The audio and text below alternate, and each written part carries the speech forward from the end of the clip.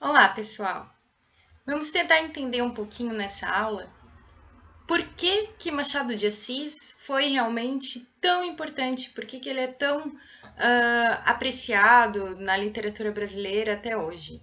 Bom, vocês viram qual era o contexto histórico do período realista da literatura brasileira e viram também já quais são as principais características desse período.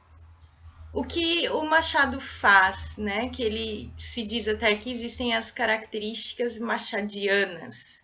O que é isso? Bom, se o realismo ele faz uma crítica à sociedade e escancara a realidade, por isso é realismo, né? Ele retrata a realidade nua e crua, tal como ela era. O que o Machado faz de diferente é que ele traz nos textos dele um tom de ironia, ele retrata a mulher também de uma maneira muito peculiar, muito dele. Ele usa o recurso da digressão muitas vezes. O que seria digressão? É o fato dele às vezes parar o texto e começar a falar de uma outra coisa. Então, durante o Brás Cubas tem um trecho do texto em que ele passa um capítulo inteiro falando sobre o nariz e a importância do nariz.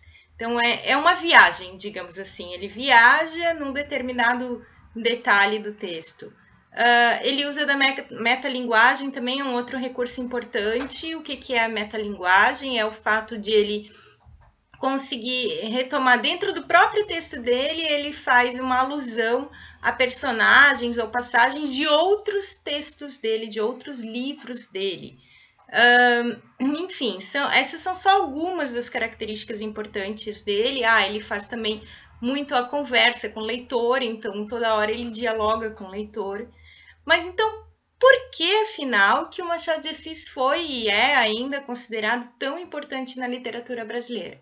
Bom, vamos pensar que lá no final do século XIX, lá em 1890, por aí, um mulato saindo da favela no Rio de Janeiro, que não teve quase acesso ao estudo, ele vai começar a escrever, foi autodidata, né? Ele vai começar a escrever no jornal para a elite, que era quem lia o jornal, quem tinha dinheiro para comprar e quem tinha acesso à leitura.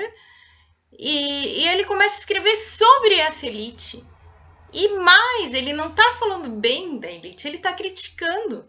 Então, olha lá, uma pessoa que está saindo, né, há quase, sei lá, um século e meio atrás, uma pessoa que está saindo de um lugar diferente na sociedade brasileira, né, está saindo de uma parte marginal, vai falar da elite e vai criticar a elite, vai expor o que acontecia de fato naquela elite que ninguém via, ou que fazia de conta que não via, ou que tentava deixar ali, não queria expor. E ele expõe. E ele expõe de tal maneira, era tão bem escrito na época, claro que ainda é muito bem escrito, mas claro que hoje em dia, se a gente vai ler, a gente tem dificuldade de entender a linguagem. Para a gente parece uma linguagem muito rebuscada, porque é uma linguagem mais antiga. Então, às vezes, a gente acha, eu não achei bem escrito, eu não gostei muito do livro, logicamente que porque é uma linguagem de outra época. Mas as ideias são fantásticas, né? E a capacidade que ele teve de articular tudo isso também foi. E mais do que isso, se a gente lê os livros dele daquela época, a gente vai ver que ainda hoje se encaixam na nossa sociedade. Na nossa elite ou até na nossa sociedade de classe média, talvez até em todos os patamares hoje em dia.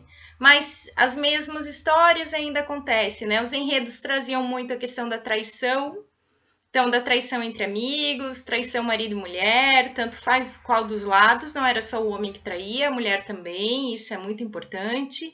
Ele deixava sempre essa coisa da dúvida para o leitor também, do leitor conseguir interpretar, nem tudo era claro no livro, isso também era muito importante, que é uma coisa que a gente continua tendo, né? Assim, nem tudo sempre está claro para gente.